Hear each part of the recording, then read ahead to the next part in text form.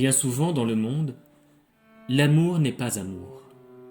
De ce fait, le proverbe a raison. L'amour est aveugle. Pourtant, il suffit que l'on se mette à aimer comme Dieu l'enseigne, Dieu qui est l'amour, pour se rendre compte rapidement que l'amour est lumière. D'ailleurs, Jésus l'a dit, « Celui qui m'aime sera aimé de mon Père, et à mon tour, moi, je l'aimerai et je me manifesterai à lui. »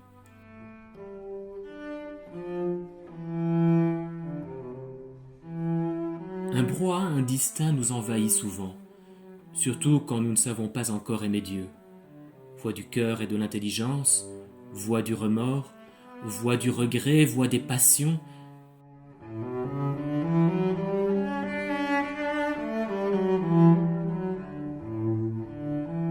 Nous prêtons l'oreille tantôt à l'une, tantôt à l'autre, et notre journée s'émaille d'actes qui sont la réponse à leurs appels, ou tout au moins dénotent leur influence.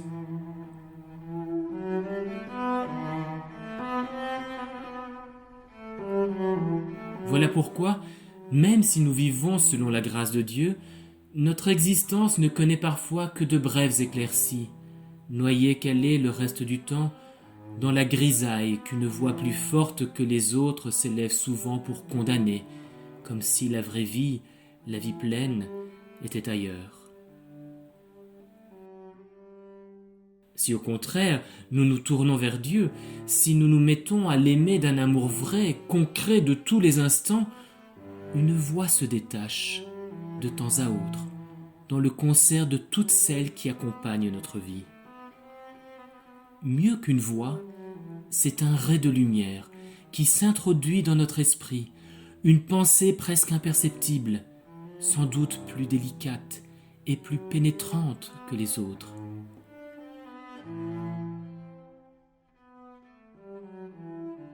C'est bien souvent la voix de Dieu. Alors, celui qui s'est décidé à vivre pour le Seigneur et ne mesure pas avec lui, car il veut tout lui donner, distingue ce filet d'eau limpide au beau milieu de marécages, ce diamant parmi les cailloux, cet or dans la poussière. Il s'en saisit, le polit, le met en valeur, le traduit en vie.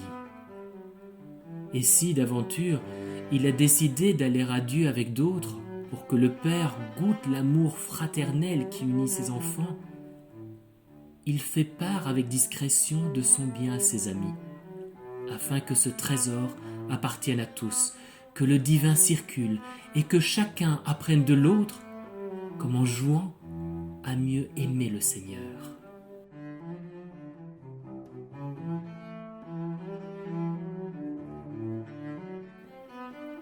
Agissant ainsi, il a aimé 2 fois, en accomplissant la volonté de Dieu et en réalisant cette communion avec ses frères. Aussi Dieu, fidèle à ses paroles éternelles, continuera-t-il à se manifester peu à peu à lui.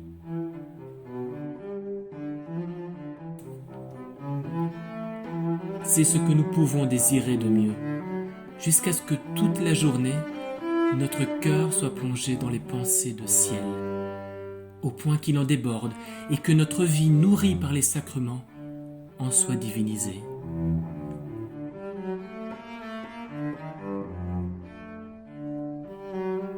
On donne Dieu quand on l'a. On a Dieu quand on l'aime. Des soleils se lèveront alors sur ce monde si sombre et terne et montreront le chemin à beaucoup.